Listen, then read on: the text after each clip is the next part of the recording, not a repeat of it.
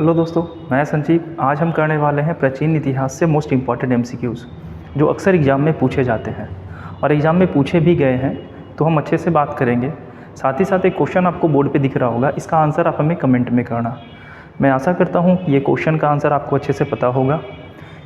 जब भारत का मध्य एशिया से संपर्क हो रहा था तो ये एक एक करके भारत में प्रवेश किए थे। कुछ इसमें से सोने के सिक्के जारी किए हैं, है ना, कुछ ने शकों को पराजित किया था। तो ये सारे क्वेश्चन का आंसर, ये क्वेश्चन का आंसर आप हमें कमेंट में करना। चलते हैं पहले क्वेश्चन की ओर। पहला क्वेश्चन है, प्रतापशील हुनहरिन केसरी या महाराजा धीराज नामक उपाधि निम्न में से किसकी है? तो महाराजा धीराज तो मौर्य वंश के शासक भी धारण करते हैं ना, लेकिन हुनहरिन केसरी और प्रतापशील ये किसकी उपाधि है? तो ये तीनों उपाधि है प्रभाकर वर्धन की। अब ये प्रभाकर वर्धन कौन है? तो आप उत्तर गुप्त काल जब पढ़िएगा तो आपको पता चलेगा कि उत्तर गुप्त काल में एक वंश हुआ जिसका नाम था वर्धन वंश, ये आपको पता होगा। और वर्धन वंश के संस्थापक हैं प्रभाकर वर्धन। प्रभाकर वर्धन के 2 पुत्र थे और 1 पुत्री थे। एक इसके थे पुत्र राजवर्धन, एक पुत्र थे राजवर्धन, दूसरा का नाम था हर्षवर्धन, और जो तीसरा था यानी तीसरी पुत्री उनका नाम था राजश्री। और राजश्री का विवाह होता है बकाटक के शासक ग्रहवर्मन के साथ। लेकिन दुर्भाग्य की बात ये होती है कि हर्षवर्धन के पिताजी का भी देहांत हो जाता है, इनके भाई को भी धोखे से मार दिया जाता है। बंगाल के शासक थे शशांक, जिन्होंने इनके पिता और भाई को मार दिया था। इनके जीजाजी ग्रहवर्मन की भी हत्या कर दी और इनके बहन राजश्री को अगवा कर लिया जाता है।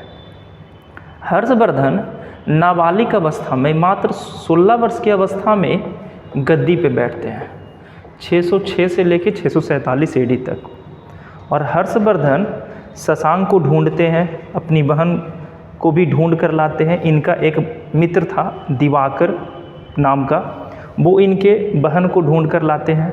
और ये अपनी राजधानी यानी वर्धन राजवंश की राजधानी थी थानेश्वर। ये क्वेश्चन पूछा गया है, लेकिन हर्षवर्धन के समय में राजधानी कर दी गई कन्नौज। और कन्नौज से आपको पता होगा त्रिपक्षीय संघर्ष, पाल प्रतिहार राष्ट्रकूट आपस में लड़ेंगे। कन्नौज एक दोआब क्षेत्र था, गंगा और यमुना नदी के बीच का क्षेत्र था, है ना, जिसकी मिट्टी काफ़ी उपजाऊ थी। तो फसल की पैदावार को लेकर हमेशा कन्नौज को तीनों क्षेत्र चाहते थे, पाल भी चाहते थे, प्रतिहार भी और राष्ट्रकूट भी, जिसमें पाल शासक धर्मपाल विजयी होते हैं।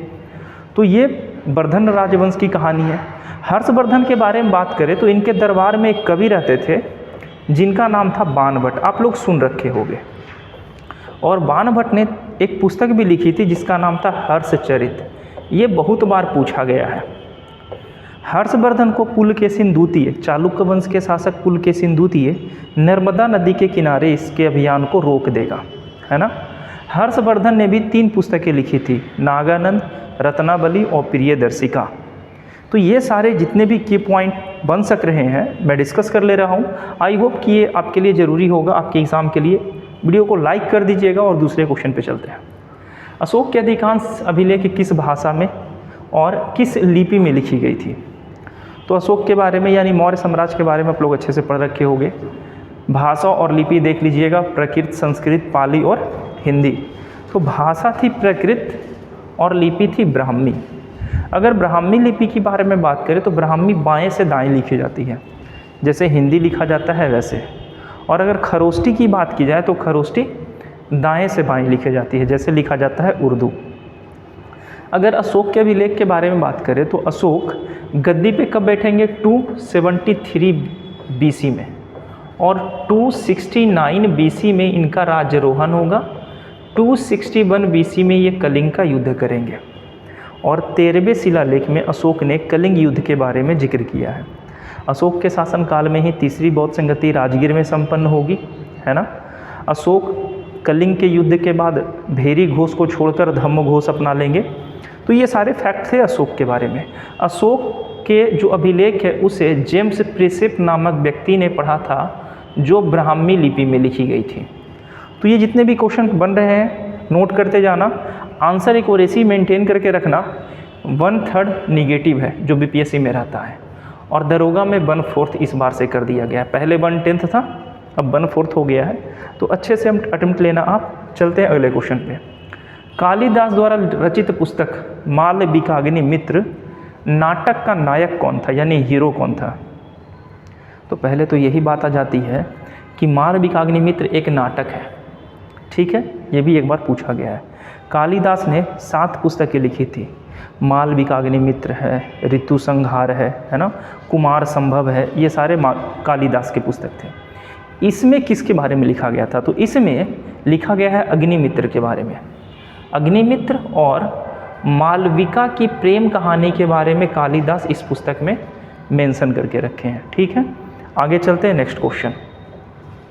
महरौली स्थित लौह स्तंभ का निर्माण किस सदी में हुआ था? तो अगर महरौली लौह स्तंभ के बारे में बात की जाए, जो कहाँ है, मध्य प्रदेश के रायसेन जिले में स्थित है। अच्छे से याद रखिएगा, मध्य प्रदेश में ही सांची का स्तूप भी स्थित है ना, बौद्ध धर्म का सबसे बड़ा स्तूप।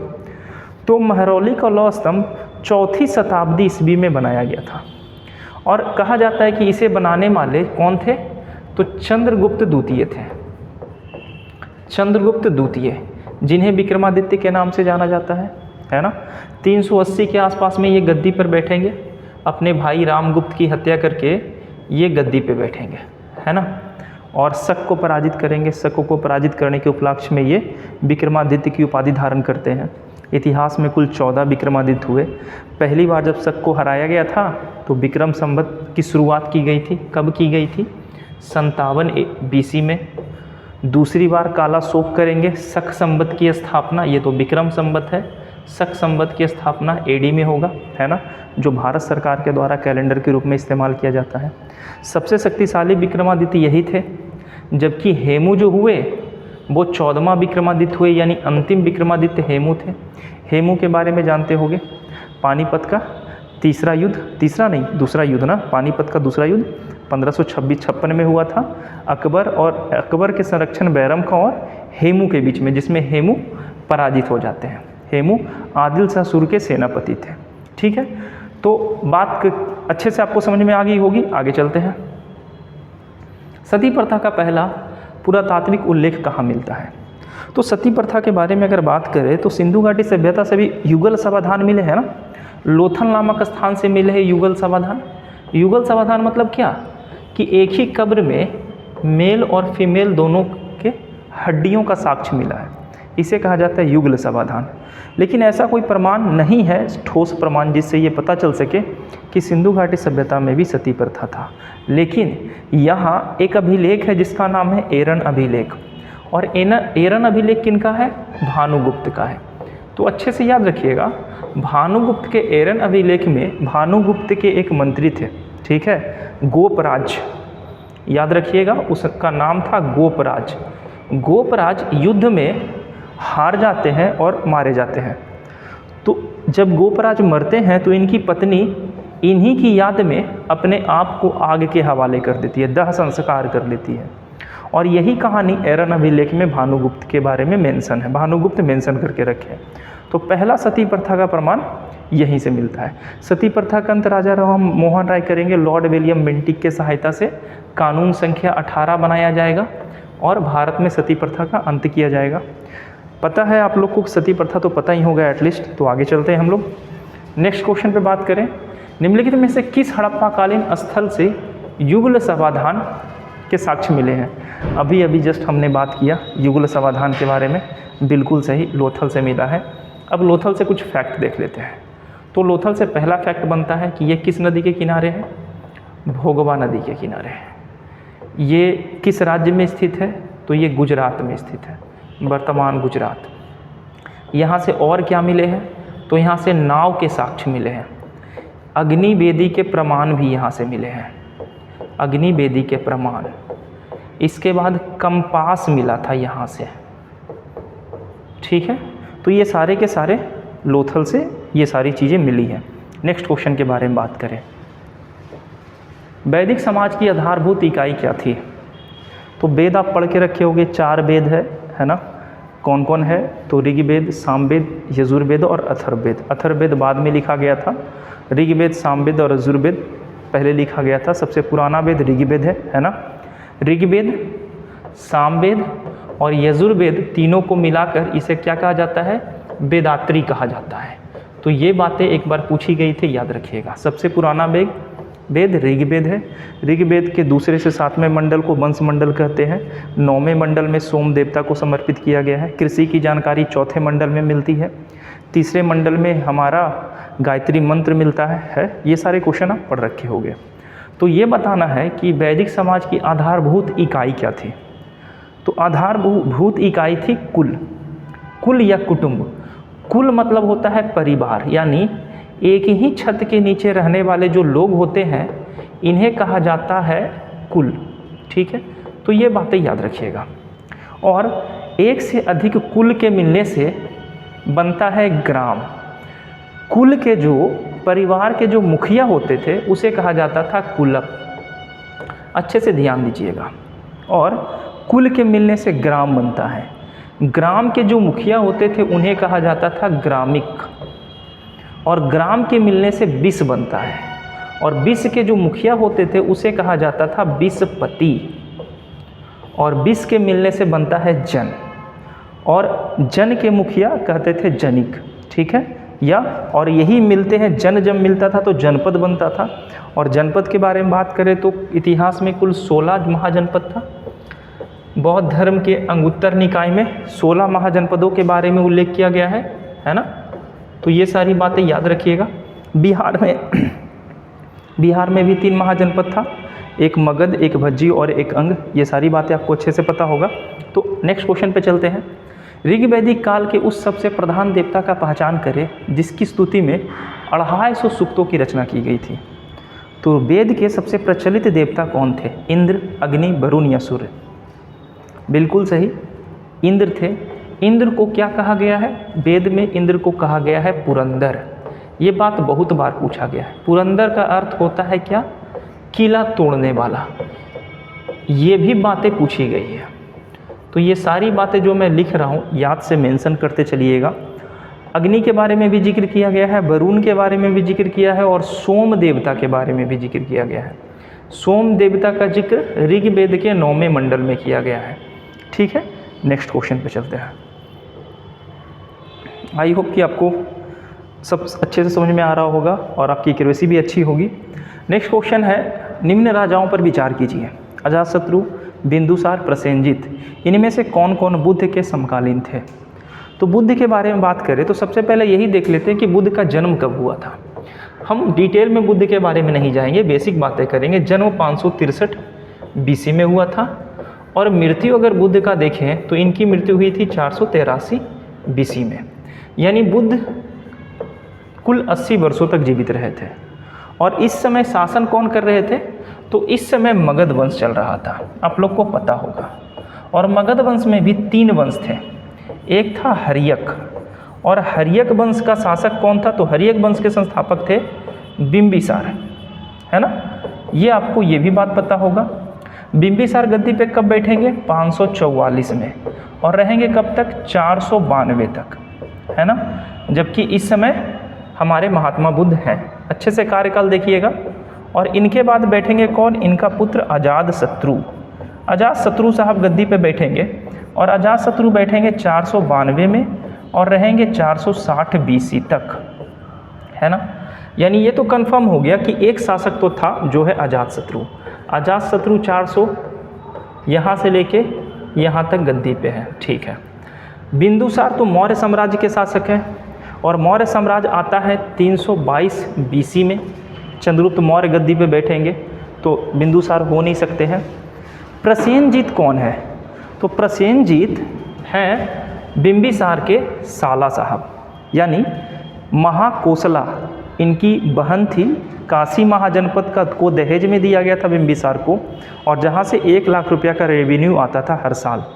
जब बिंबिसार की मृत्यु हो जाती है तो प्रसेनजीत काशी को वापस ले लेता है। इसका कारण होता है कि इनकी याद में इनकी पत्नी महाकोसला की भी मृत्यु हो जाती है, और अपनी बहन की मृत्यु के कारण काशी को वापस प्रसेनजीत ले लेते हैं। लेकिन अजातशत्रु को काशी चाहिए, तो अजातशत्रु प्रसेनजीत से युद्ध करते हैं, है ना। अजातशत्रु जो है वो प्रसेनजीत के भगना लगे, है ना, अपने मामा, क्योंकि इनकी जो बहन थी उन्हीं के पुत्र हैं अजातशत्रु। और बाद में अजातशत्रु अपनी बेटी का विवाह कर देते हैं, प्रसेनजीत अपनी बेटी का विवाह कर देंगे अजातशत्रु से और बाद में काशी दे देंगे अजातशत्रु को। तो आई होप कि ये सारी स्टोरी आपको अच्छे से पता होगा। तो इसका आंसर हो जाएगा हमारा कौन, 1 और 3, यानी अजातशत्रु और प्रसेनजीत। मेरा ऑलरेडी क्लास चलता है ऑफलाइन, बिहार शरीफ एतबारी बाज़ार, अगर जिन्हें करना है जीके क्लास वो आकर ज्वाइन कर सकते हैं, नंबर डिस्क्रिप्शन में मिल जाएगा आपको। आगे चलते हैं। यूनानी लेखक द्वारा किसे अग्रमीज कहा गया है या जैंड्रमीज कहा गया है? तो अग्रमीज किसे कहा गया था? अग्रमीज कहा गया है हमारे धनानंद साहब को। धनानंद के बारे में बात करें तो नंद वंश, जैसे अभी हमने पीछे देखा ना कि मगध में 3 था, एक हरियक वंश था, एक शिशुनाग वंश है, ये आपको पता होगा, और एक नंद वंश है ना, और मगध का अंतिम वंश है नंद वंश। तो ये जो है धनानंद, ये और इनके पिताजी महापद्म नंद, है ना, तो महापद्म नंद ही नंद वंश की स्थापना करेंगे और नंद वंश का दूसरा शासक होगा धनानंद, जिसे अग्रमीज कहा गया है। ये धन के काफ़ी लालची थे, इसलिए इनका नाम धनानंद रखा गया, है ना। और इन्हीं के समय में भारत पर सिकंदर ने आक्रमण किया था। ये क्वेश्चन पूछा गया है कि सिकंदर भारत पे जब आक्रमण किया था उस समय भारत पे शासन कौन कर रहा था? धनानंद। सिकंदर के बारे में बात करें तो 326 ना 326 बीसी में वो आक्रमण करेंगे और 325 बीसी में भारत से वो लौट जाएंगे, यानी कुल कहा जाता है 19 महीने तक वो भारत में रहे थे। सिकंदर के बारे में बात करें तो सिकंदर अम्भी से युद्ध करेंगे, अम्भी सिकंदर के सामने घुटने टेक देंगे, तक्षशिला के शासक होते हैं अम्भी। आगे बढ़ते हैं, राजा पोरस से युद्ध होता है, हाइडेस्पीच का युद्ध झेलम नदी के किनारे। सिकंदर की सेना ब्यास नदी को पार करने से इनकार कर देती है, इसी धनानंद की सेना के कारण, क्योंकि धनानंद सिकंदर से काफ़ी ज़्यादा मजबूत थे और सिकंदर की सेना ये बात सुन रखा था, इसलिए सिकंदर की सेना ब्यास नदी को पार करने से इनकार कर दी। तो अग्रमीज कहा जाता है धनानंद को। नेक्स्ट क्वेश्चन पे चलते हैं। बुद्ध में बैराग भावना किन 4 दृश्यों के कारण उत्पन्न हुई? बैराग यानी अब हमें गृहस्थ जीवन छोड़कर ब्रह्मचर्य जीवन का पालन करना है। तो ये कौन से ऐसे 4 दृश्य थे? अच्छे से देख लीजिएगा। ये 4 दृश्य थे, बूढ़ा व्यक्ति, रोगी व्यक्ति, लाश और सन्यासी। ये चारों को देखने के बाद महात्मा बुद्ध काफ़ी परेशान हो जाते हैं और रात्रि की अवस्था में महाभिनिष्क्रमण, और ये काफ़ी इम्पॉर्टेंट है बौद्ध धर्म का, निष्क्रमण यानी गृह को त्याग देते हैं। और गृह छोड़ते समय इनके साथ इनका घोड़ा था और इनके साथ इनका सारथी था। घोड़े का नाम पूछा गया और सारथी का नाम पूछा गया है, तो दोनों का आंसर आप हमें कमेंट में करने का, घोड़ा का नाम क्या था और सारथी का नाम क्या था। गृह त्याग का प्रतीक ही हमारा कौन है? घोड़ा है। तो ठीक है, याद हो गया होगा। बुद्ध का जन्म के बारे में, मृत्यु के बारे में बात कर चुके हैं। नेक्स्ट, और बौद्ध धर्म से अगर आपको वीडियो चाहिए तो मैं लिंक डिस्क्रिप्शन में दे दूंगा, अच्छे से देख लीजिएगा। MCQ भी उस पर बनाकर मैं रखा हूँ ऑलरेडी। नागार्जुन कौन थे? बेसिक सा क्वेश्चन है लेकिन BPSC में पूछा गया है ना। तो इसका आंसर तो बनता है नागार्जुन कौन थे? नागार्जुन कौन थे? बौद्ध दार्शनिक थे। अच्छे से याद रखिएगा, ये बौद्ध धर्म से रिलेटेड है, ना कि जैन धर्म से। नेक्स्ट, निम्नलिखित में से कौन सबसे पूर्वकालिक जैन ग्रंथ कहलाता है? तो अंग भी 12 अंग, 12 उपंग और 14 पूर्व, ये तीनों के तीनों जैन धर्म से किस पुस्तकें हैं, लेकिन सबसे प्राचीन था 14 पूर्व। नेक्स्ट, उत्तरांचल यानी उत्तराखंड में अशोक का एक शिलालेख कौन सा है? तो शिलालेख जो उत्तराखंड का है, ये अशोक के जितने भी शिलालेख है वो ब्राह्मी या खरोष्ठी लिपि में लिखी गई थी, और एक मात्र शिलालेख उत्तराखंड के कालसी से प्राप्त हुआ है, जो किस लिपि में थी? जो ब्राह्मी लिपि में थी। ये बातें पूछी गई है। ब्राह्मी लिपि 1837 ईस्वी में जेम्स प्रिसेप नामक व्यक्ति पढ़ने में सफलता हासिल करेंगे। नेक्स्ट क्वेश्चन, प्रसिद्ध यूनानी राजदूत मेगास्थनीज भारत में किसके दरबार में आया था? तो मेगास्थनीज के बारे में भी अच्छी स्टोरी है। मेगास्थनीज भारत में आएंगे और 7 वर्षों तक रहेंगे। मेगास्थनीज एक पुस्तक लिखते हैं जिसका नाम है इंडिका। मेगास्थनीज सेल्यूकस निकेटर के राजदूत थे। Seleucus Nicator. और सेल्यूकस निकेटर कौन था? तो ये सिकंदर के सेना में थे सेल्यूकस निकेटर। सेल्यूकस निकेटर और चंद्रगुप्त मौर्य के बीच 305 BC में युद्ध होगा, जिसमें सेल्यूकस निकेटर पराजित हो जाएंगे और चंद्रगुप्त मौर्य को काबुल, कंधार, मकरान और बलूचिस्तान दहेज में दे दिया जाएगा। और सेल्यूकस निकेटर की एक पुत्री होती है हेलेना। हेलेना का विवाह चंद्रगुप्त मौर्य से कर दिया जाता है और मौर्य बदले में खुश होकर 500 हाथी सेल्यूकस निकेटर को देते हैं। और सेल्यूकस निकेटर ही एक अपने राजदूत मेगास्थनीज को चंद्रगुप्त मौर्य के दरबार में भेजते हैं। तो आई होप ये इंपॉर्टेंट रहा होगा आपके लिए। चलते हैं नेक्स्ट क्वेश्चन के ऊपर। जो कला शैली भारतीय और ग्रीक यूनानी शैली का सम्मिश्रण है उसे क्या कहते हैं? तो पहला ही क्वेश्चन आपको बोर्ड पे दिखा होगा ना, और वो क्वेश्चन से रिलेटेड ये भी क्वेश्चन है। जब हिंदू यूनानी भारत में आए थे, उन्होंने सबसे पहले सोने के सिक्के जारी किए और यूनानी, शक, पल्लव और कुषाण, इनके प्रवेश से भारत में एक कला विकसित हुई जिसे गांधार कला कहते हैं। तो गांधार कला शैली काफ़ी इंपॉर्टेंट है। नेक्स्ट, प्राचीन भारत का महान व्याकरण पतंजलि किनके समकालीन था? पतंजलि और पाणिनि अष्टाध्यायी की रचना की थी और एक महाभाष्य की रचना की थी, है ना। पतंजलि ने पाणिनि के लिखी पुस्तक अष्टाध्यायी पे ही इन्होंने महाभाष्य की रचना की थी। तो ये सारी बातें एक एक करके पूछा जाता है। अब पूछा गया पतंजलि किनके दरबार में थे, तो आई होप आप आंसर लगा चुके होंगे। पुष्यमित्र शुंग। शुंग के बारे में बात की जाए तो कहा जाता है कि शुंग ने सांची के स्तूप को तोड़ दिया था, जो भारत का सबसे बड़ा स्तूप है बौद्ध धर्म का। लेकिन इसके पुत्र जो थे उन्होंने फिर से सांची के स्तूप को बनवाया। ये वैष्णव धर्मावलंबी है, ठीक है, ये इनको बौद्ध धर्म से नफरत था। यही पुष्यमित्र शुंग है ना, इन्होंने ही सबसे पहले अवंती को जीतकर मगध में मिलाया था। ये किस वंश से हैं? तो शुंग वंश से हैं, याद रखिएगा। आगे चलते हैं नेक्स्ट क्वेश्चन पे। गुप्त युग में भू राजस्व की दर क्या थी? यानी गुप्ता के समय भूमि का राजस्व का दर कितना था, टैक्स व्यवस्था कितनी थी? गुप्त साम्राज्य के बारे में जानते होंगे कि 240 AD में गुप्त साम्राज्य की स्थापना किया जाता है श्रीगुप्त के जरिए, ये आपको अच्छे से पता होगा। श्रीगुप्त के बाद आते हैं घटोत्कच, और घटोत्कच के बाद आते हैं चंद्रगुप्त प्रथम। तो ये सारे क्वेश्चन एक एक करके पूछा गया है ना। जहाँ ये संस्थापक है, यही चंद्रगुप्त प्रथम को वास्तविक संस्थापक कहा जाता है, और चंद्रगुप्त विक्रमादित्य को गुप्त वंश का सबसे शक्तिशाली शासक कहा जाता है। कुमारगुप्त के शासनकाल में नालंदा विश्वविद्यालय की स्थापना हुई थी 5वीं शताब्दी में। ये सारे क्वेश्चन गुप्त वंश से पूछे जाते हैं। तो कर व्यवस्था थी छठा, उपज का 1/6 भाग। नेक्स्ट, किस वंश के शासकों ने मंदिरों एवं ब्राह्मणों को सबसे अधिक गांव दान में दिए थे? तो अगर दान देने की बात आती है तो बात आता है सतवाहन का। सतवाहन वंश जो था वो सबसे ज़्यादा नहीं बल्कि सबसे पहले ब्राह्मणों को जागीर देना शुरू किया था।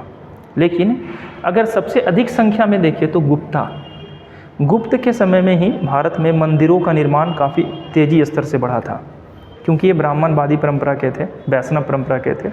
और सातवाहन ने शीशे के सिक्के चलाए थे और ब्राह्मणों को जागीर दान दिया था। लेकिन सबसे अधिक जागीर देने वाले कौन है? गुप्त वंश। नेक्स्ट, तांबा के सिक्के किसके जारी करने वाला पहला गुप्त शासक कौन था?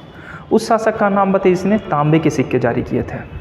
तो तांबे के सिक्के के बारे में बात आता है तो बात आती है कुषाण वंश का, है ना।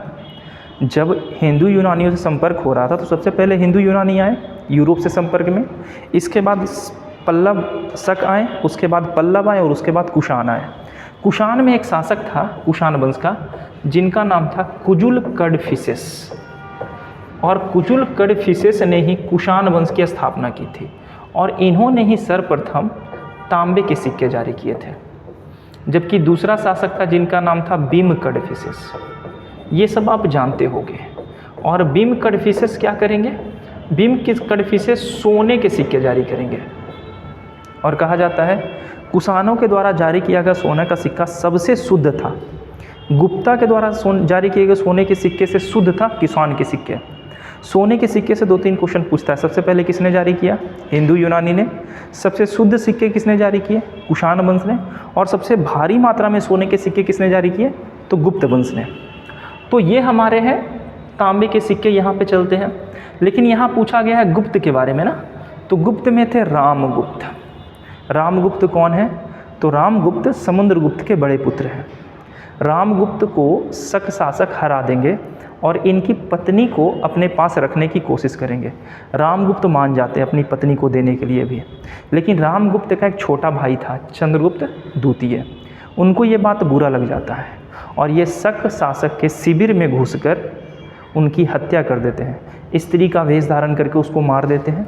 वापस लौटने के बाद अपने भाई की भी हत्या कर देते हैं और अपनी भाभी से विवाह कर लेते हैं, है ना, और गुप्त वंश के सबसे प्रतापी शासक बनते हैं और विक्रमादित्य की उपाधि धारण करते हैं। ठीक है, नेक्स्ट। हर्षवर्धन की बहन राजश्री का विवाह किसके साथ हुआ था? तो अभी अभी हमने वर्धन वंश के बारे में जिक्र किया था, हर्षवर्धन, राजवर्धन और प्रभाकर वर्धन। जहाँ प्रभाकर वर्धन पिताजी हैं वही राजवर्धन और हर्षवर्धन दो पुत्र हैं और इनकी एक पुत्री है जिन्हें कहा जाता है क्या? राजश्री, है ना। तो इनके बारे में अभी जिक्र किया था। बकाटक के शासक थे, ग्रहवर्मन के साथ इनका संबंध होगा, मौखरी नरेश ग्रहवर्मन, और इनकी हत्या बंगाल के शासक शशांक कर लेंगे और राजश्री को कैद कर लेंगे और राजवर्धन भी मारा जाएगा। हर्षवर्धन, राजवर्धन और प्रभाकर वर्धन दोनों मारा जाएगा। हर्षवर्धन का जन्म 590 में होता है और 606 में ये गद्दी पे बैठते हैं, यानी 16 वर्ष की अवस्था में। और हर्षवर्धन को अपना भी साम्राज्य देखना है, अपने जीजा जी के क्षेत्र का भी साम्राज्य देखना है। हर्षवर्धन अपनी राजधानी थानेश्वर से बदलकर कन्नौज कर लेते हैं। नेक्स्ट क्वेश्चन है, हर्षवर्धन 606 ईस्वी में हर्ष संवत की स्थापना किस उपलक्ष्य में किए थे? यानी एक तो हमारा चला विक्रम संवत, फिर आया शक संवत, मौर्य संवत भी चलता है, गुप्त संवत भी चलता है और यहाँ हर्ष संवत भी है। तो संवत मतलब होता है कैलेंडर। भारत सरकार शक संवत को कैलेंडर को मान्यता प्रदान की है। तो ये किस उपलक्ष्य में था? तो ये अपने राज्यरोहण के उपलक्ष्य में था। राज्यरोहण इनका इसी समय हुआ था। अक्सर देखा गया, जैसे बात करें मौर्य संवत, तो चंद्रगुप्त मौर्य जब गद्दी पे बैठेंगे 322 बीसी में तो चलेगा मौर्य संवत। शक के बारे में बात करें तो शक संवत चला था 78 AD में, और 78 AD में कौन चलाएंगे? तो कनिष्क चलाएंगे, कुषाण वंश के शासक। अगर विक्रम संवत के बारे में बात की जाए तो विक्रम संवत 57 BC में चलेगा, उज्जैन का एक अज्ञात शासक होगा वो चलाएगा। और इस समय कनिष्क गद्दी पे बैठेंगे तभी ये चलेगा हमारा शक संवत। और गुप्ता संवत भी चलेगा जब चंद्रगुप्त प्रथम गद्दी पे बैठेंगे। और यहाँ पे देख रहे हो हर्षवर्धन, ठीक है, तो हर्षवर्धन जब गद्दी पे बैठते हैं तो हर्ष संवत चलाया जाता है। नेक्स्ट, भीमबेटका किस लिए प्रसिद्ध है? भीमबेटका के बारे में जानते होंगे, खनिज, गुफाओं, बौद्ध प्रतिमाएं या सोन नदी का उद्गम। तो गुफा शैल चित्र के लिए भीमबेटका हमारा काफ़ी ज़्यादा प्रसिद्ध है। तो ये हमारा आज का क्वेश्चन था, यहीं तक। आई होप आपको सब समझ में आया होगा। ये सेशन काफ़ी अच्छा रहा होगा आप लोग के लिए। अगर है तो लाइक, कमेंट और शेयर कीजिए। जो क्वेश्चन बोर्ड में था उसका आंसर, जो भी मैं चलते समय क्वेश्चन पूछा उसका आंसर आप हमें ज़रूर कमेंट में करना। मैं वीडियो का लिंक भी डिस्क्रिप्शन में दे दूँगा ताकि आप डिस्क्रिप्टिव भी टॉपिक आप अच्छे से देख सको। बाय।